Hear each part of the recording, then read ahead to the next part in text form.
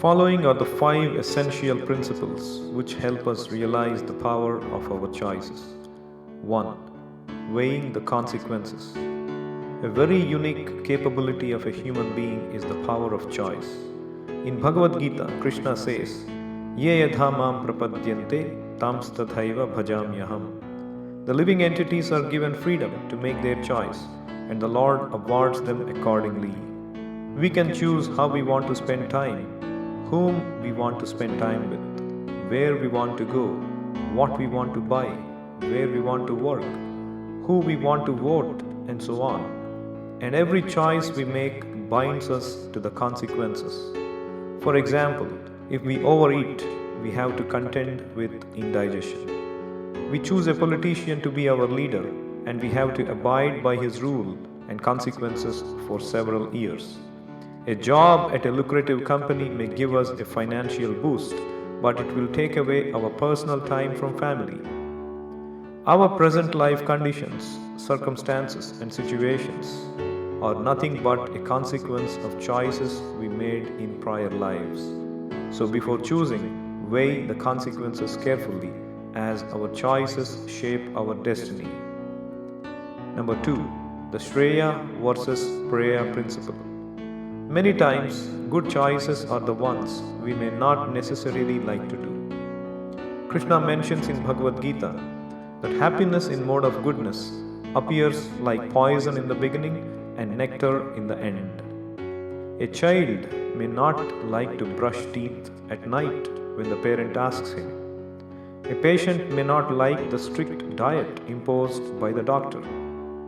But the best choice is always the choice that our well-wishing superior suggests we do. In the case of the child, it is his parents. In the case of the patient, it is his doctor. In the case of Arjuna, it is Krishna. Shreya means that which will be ultimately good for us.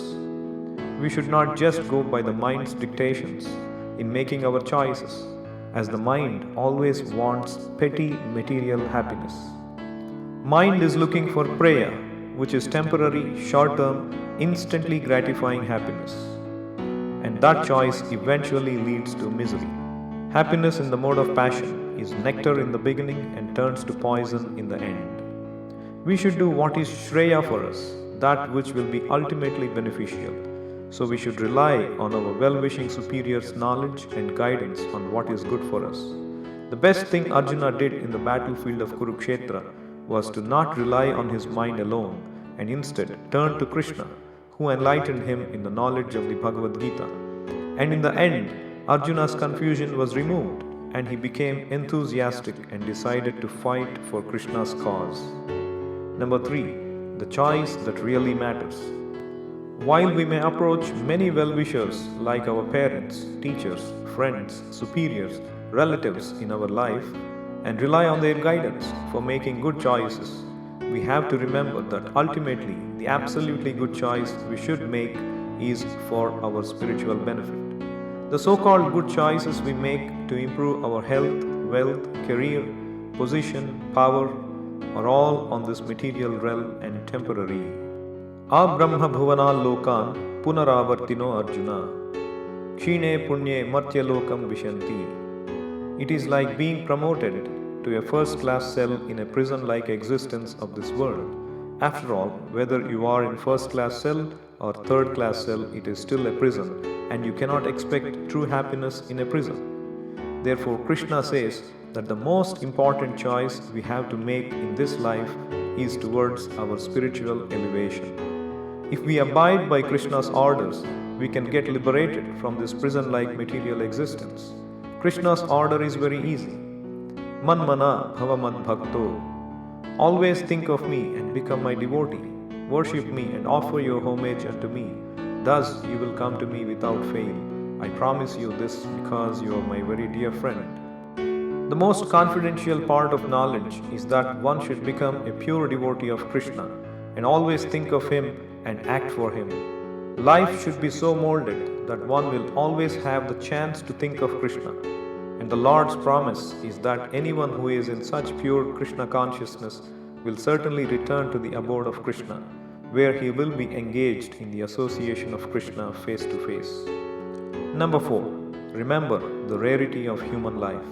It is said in Srimad Bhagavatam, after many births and deaths, one achieves the rare human form of life, which, although temporary, affords one the opportunity to attain the highest perfection.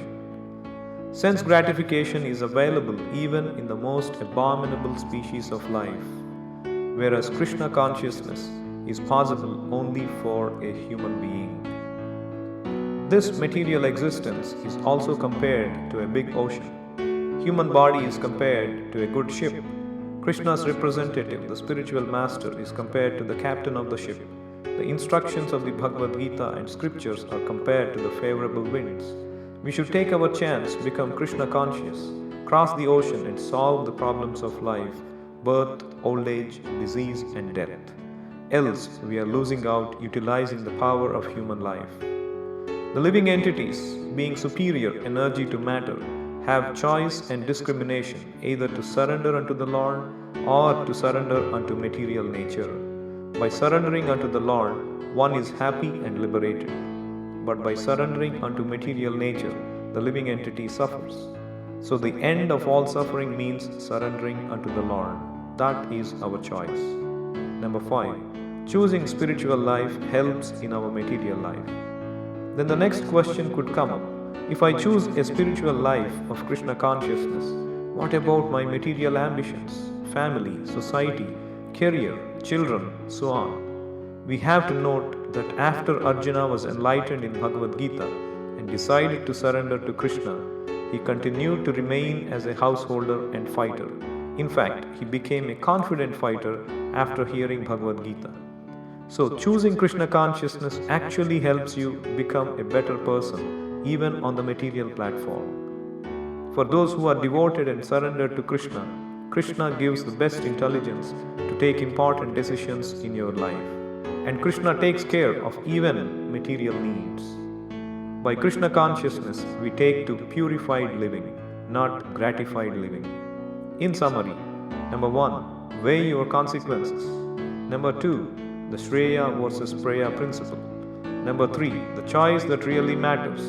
Number 4, remember the rarity of human life. Number 5, choosing spiritual life helps in our material life.